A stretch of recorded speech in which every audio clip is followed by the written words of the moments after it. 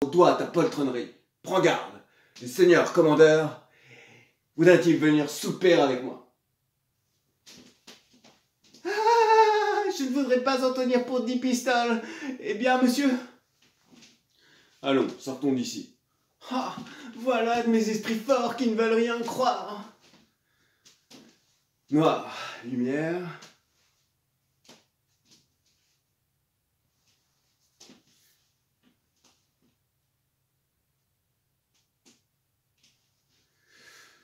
Quoi qu'il en soit, laissons cela. C'est une bagatelle et nous pouvons avoir été trompés par un faux jour ou surpris de quelque vapeur qui nous ait troublé la vue.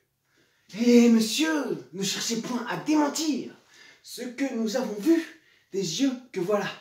Il n'est rien de plus véritable que ce signe de tête et je ne doute point que le ciel, scandalisé de votre vie, n'ait produit ce miracle pour vous convaincre et vous... Écoute, si tu m'importunes encore de tes sottes moralités, si tu me dis encore le moindre mot là-dessus, je vais appeler quelqu'un, demander un air de bœuf, te faire retenir par 3 ou 4 et te rouer de mes coups. M'entends-tu bien?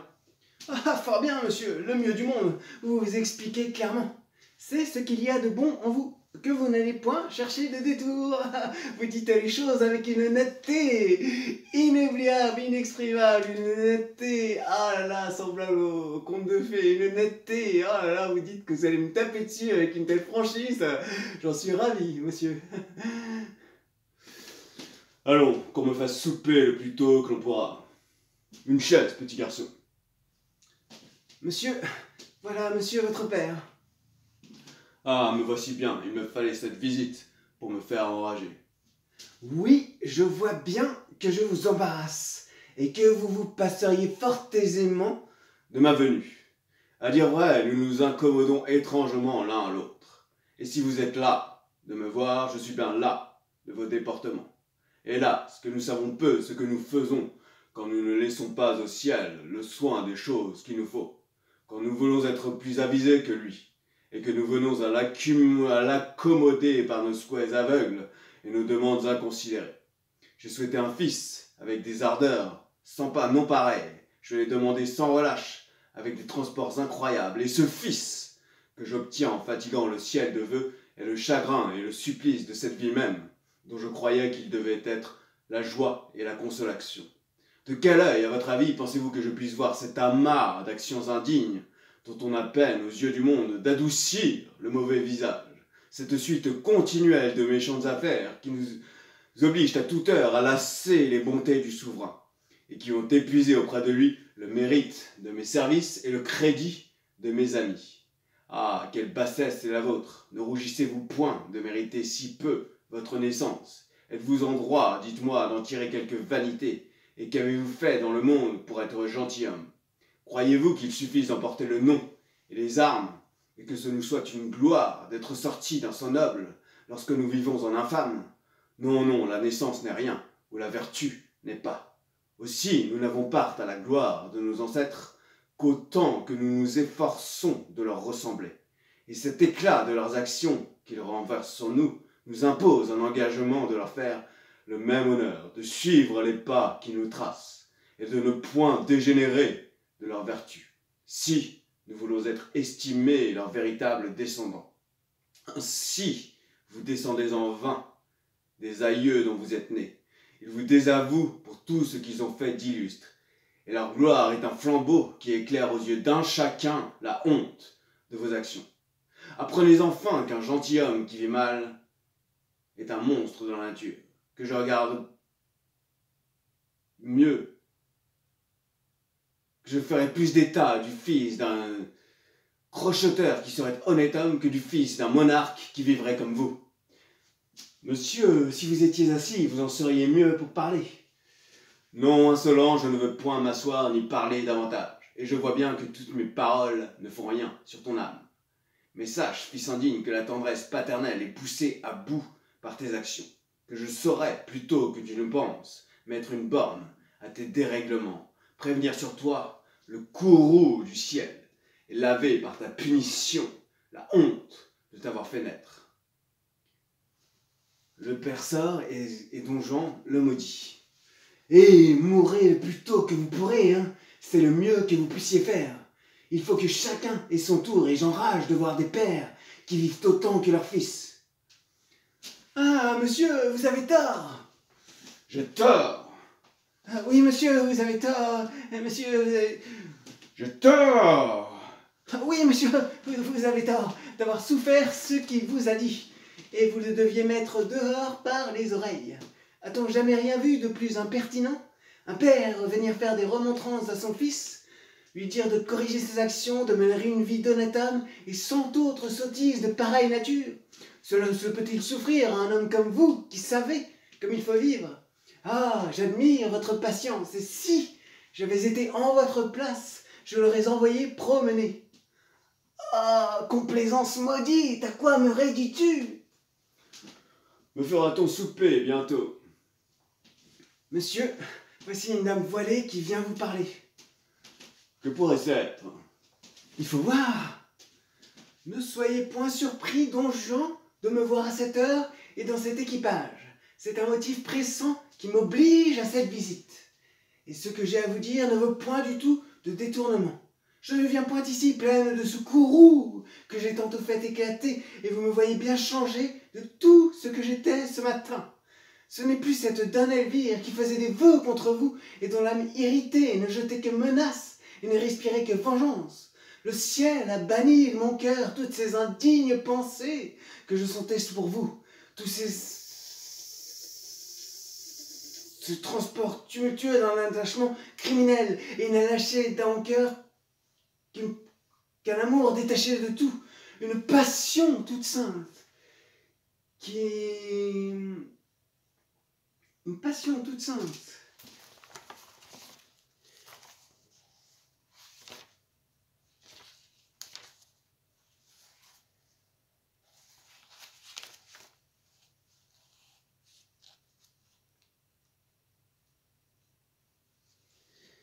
Il n'a laissé dans mon cœur pour vous qu'une femme épurée de tout le commerce des sens.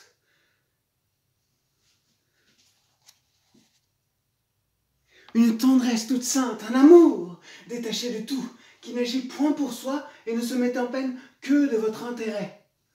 Tu pleures, je pense. Ah, pardonnez-moi.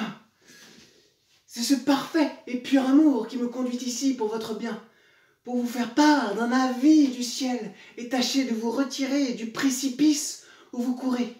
Oui, don Juan, je sais tous les dérèglements de votre vie, et ce même ciel qui m'a touché le cœur et fait jeter les yeux sur les égarements de ma conduite m'a inspiré de vous venir trouver et de vous dire de sa part que vos offenses ont épuisé sa miséricorde, qu'il est en vous de l'éviter par un prompt repentir, et que peut-être vous n'avez pas encore un jour à vous pouvoir soustraire au plus grand de tous les malheurs. Pour moi, je suis revenu grâce au ciel de toutes mes folles ardeurs. Ma retraite est résolue, et je ne demande qu'assez de vie pour pouvoir expier le pardon, expier la conduite et les offenses que je lui ai faites. De grâce, don Juan, accordez-moi pour dernière faveur cette douce consolation. Ne me refusez point votre salut que je vous demande avec larmes, et si vous n'êtes point touché de votre intérêt, soyez-le au moins de mes prières, et m'accordez le cruel repentir. Et m'accorder le cruel...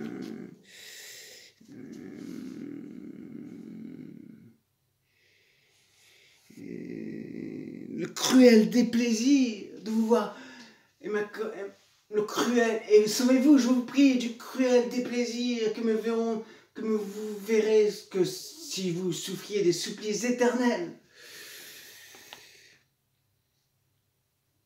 Et si vous n'êtes point touché de votre intérêt, soyez-le au moins de mes prières.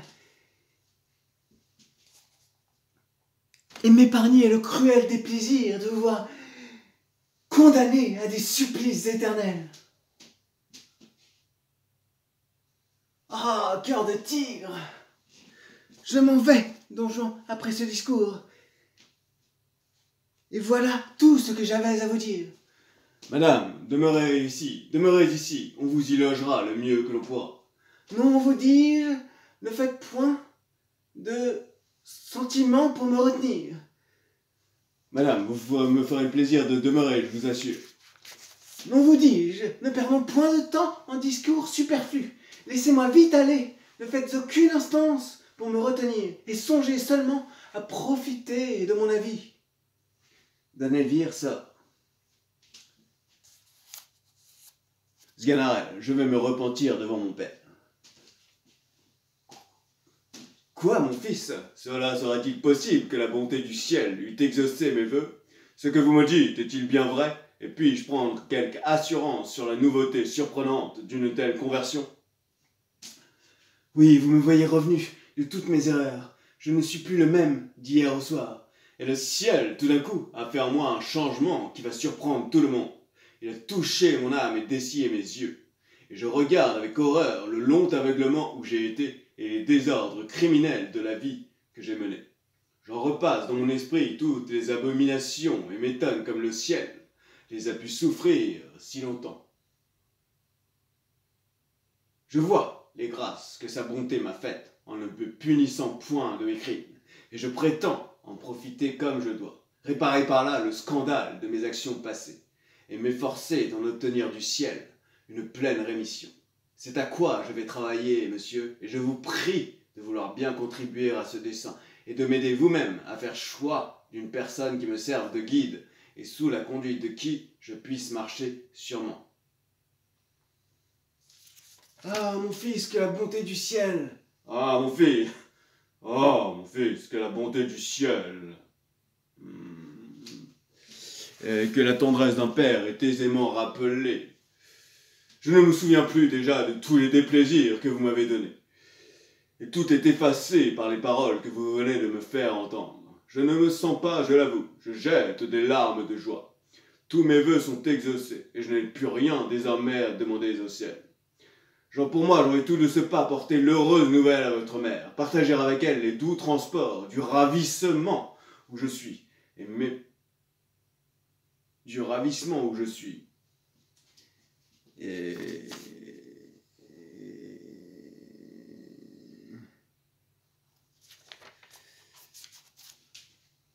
Alors le père s'en va et Sganarelle jubile. Ah, monsieur, que j'ai de joie de vous voir converti. Ah, il y a si longtemps que j'attendais cela, et voilà, grâce au ciel, tous mes souhaits accomplis. La peste le bennet. Comment le bennet? Quoi, tu prends pour de bon argent ce que je viens de dire et tu crois que ma bouche était d'accord avec mon cœur? Quoi? Vous ne croyez pas, votre... Oh, quel homme, quel homme!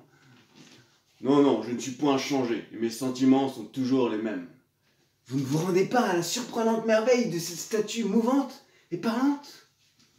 Il y a bien quelque chose là-dedans que je ne comprends pas. Mais quoi que ce puisse être, cela n'est pas capable ni de convaincre mon esprit, ni d'ébranler mon âme. Et si j'ai dit que je voulais me jeter dans un train de vie exemplaire et corriger ma conduite, c'est un dessein que j'ai formé par pure politique, un stratagème utile, une grimace nécessaire où je vais me contraindre pour ménager un père dont j'ai besoin et me mettre à couvert du côté des hommes de 100 fâcheuses aventures qui pourraient m'arriver. Je veux bien, Sganarelle, t'en faire confidence, et je suis bien aise d'avoir un témoin du fond de mon âme et des véritables motifs qui m'obligent à faire les choses. Quoi? Vous ne croyez rien du tout, et vous voulez cependant vous ériger en homme de bien? Et pourquoi non? Il y en a tant d'autres comme moi qui se mêlent de ce métier, et qui se servent du même masque pour abuser le monde. Ah, quel homme, quel homme! Il n'y a plus de honte maintenant à cela. L'hypocrisie est un vice à la mode, et tous les vices à la mode passent pour vertu. Le personnage d'homme de bien est le meilleur de tous les personnages qu'on puisse jouer aujourd'hui. Et la profession d'hypocrite a de merveilleux avantages. C'est un art de qui l'imposture est toujours respectée. Et quoi qu'on la découvre, on n'ose rien dire contre elle. Tous les autres vices des hommes sont exposés à la censure, et chacun a la liberté de les attaquer hautement. Mais l'hypocrisie est un vice privilégié, qui de sa main ferme la bouche à tous les autres, et jouit en repos d'une impunité souveraine. On lit, à force de grimaces, une société étroite avec tous les gens du parti, qui en choque un, se les jette tous sur les bras. et ceux que l'on sait même agir de bonne foi là-dessus, et que chacun connaît pour être véritablement touché, ceux-là, dis-je, sont toujours les dupes des autres. Ils donnent hautement dans le panneau des grimaciers, et appuient aveuglement les singes de leurs actions. Combien crois-tu que j'en connais qui, par ce stratagème, ont rhabillé adroitement les désordres de leur jeunesse, qui se sont fait un bouclier du manteau de la religion, et sous cet habit respecté ont la permission d'être les plus méchants hommes du monde. On a beau savoir leurs intrigues et les connaître pour ce qu'ils sont, ils ne laissent pas pour cela d'être en crédit parmi les gens. Et quelques baissements de tête, un soupir mortifié et 2 roulements d'yeux rajustent dans le monde tout ce qu'ils peuvent faire. C'est sous cet abri favorable que je veux me sauver et mettre en sûreté mes affaires. Je ne quitterai point mes douces habitudes, mais j'aurai soin de me cacher et me divertirai à petit bruit. Que si je viens à être découvert, je verrai, sans me remuer, prendre mes intérêts à toute la cabale, et je serai défendu par elle, envers et contre tous. Enfin, c'est là le vrai moyen de faire impunément tout ce que je voudrais. Je m'érigerai en censeur des actions d'autrui, jugerai mal de tout le monde, et n'aurai bonne opinion que de moi. Dès qu'une fois on m'aura choqué tant soit peu, je ne pardonnerai jamais, et garderai tout doucement une haine irréconciliable. Je ferai le vengeur des intérêts du ciel, et sous ce prétexte commode, je pousserai mes ennemis, je les accuserai d'impiété, et serai déchaîné contre eux des zélés indiscrets qui, sans connaissance de cause, crieront en public contre eux, qui les tanneront hautement de leur autorité privée. C'est ainsi qu'il faut profiter des faiblesses des hommes, et qu'un sage esprit s'accommode aux vices de son siècle. Oh ciel, qu'entends-je ici? Il ne vous manquait plus que d'être hypocrite pour vous achever de tout point. Et voilà le comble des abominations. Monsieur, cette dernière-ci m'emporte et je ne puis m'empêcher de parler. Faites-moi tout ce qu'il vous plaira. Battez-moi, assommez-moi de coups, tuez-moi si vous voulez. Il faut que je décharge mon cœur et qu'en valet fidèle, je vous dise ce que je dois. Sachez, monsieur, que tant va la cruche à l'eau qu'enfin elle se brise. Et comme dit fort bien cet auteur, que je ne connais pas, l'homme est en ce monde ainsi que l'oiseau sur la branche. La branche est attachée à l'arbre. Qui s'attache à l'arbre suit de bons préceptes. Les bons préceptes valent mieux que les bonnes paroles. Les bonnes paroles se trouvent à la cour. À la cour sont les courtisans. Les courtisans suivent la mode. La mode est une faculté de l'âme. L'âme est ce qui nous donne la vie. La vie finit par la mort. La mort nous fait penser au ciel. Le ciel est au-dessus de la terre. La terre n'est point la mer. La mer est sujette aux orages. Les orages tourmentent les vaisseaux. Les vaisseaux ont besoin d'un bon pilote. Un bon pilote. Ah, de la prudence. La prudence n'est point dans les jeunes gens. Les jeunes gens doivent obéissance aux vieux. Les vieux aiment les richesses. Les richesses font les riches. Les riches ne sont pas pauvres. Les pauvres ont de la nécessité. La nécessité n'a point de loi. Ainsi vous serez damnés à tous les diables. Oh, le beau raisonnement! Après cela, si vous ne vous rendez, tant pis pour vous.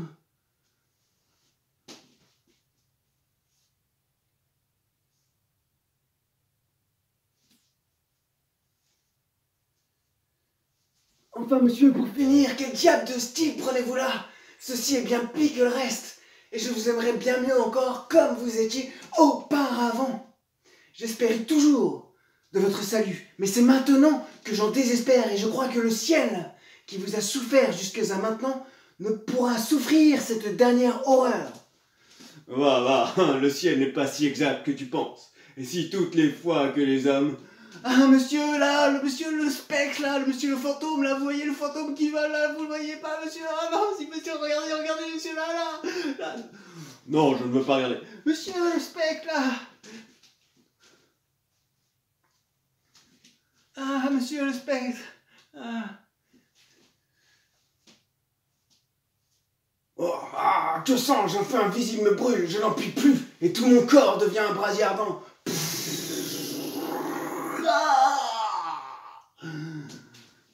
Voilà, donc Don Juan va périr dans les oublis intersidérales, dans les confins des abîmes, le vide interstellaire d'Interstellar, le vide de l'espace de 2001 Odyssée de l'espace, et Sganarelle prie. Ah, mes gages, mes gages, mes gages. Ah, voilà par sa mort un chacun satisfait. Ciel offensé, loi violée, fille séduite, famille outragée, parents outragés, femmes mises à mal, mari poussé à bout. Il n'y a que moi seul de mécontent, de malheureux. Ah, mes gages, mes gages, mes gages.